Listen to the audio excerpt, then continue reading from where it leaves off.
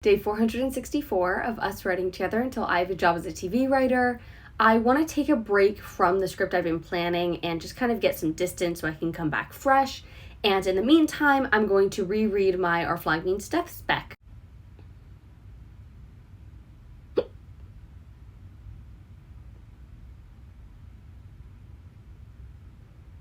I can't believe I'm gonna say this, but I'm actually still pretty happy with this script.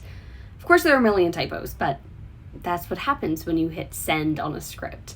So I'm gonna keep kind of looking at this, and I will see you guys again tomorrow for day 465 of us writing together.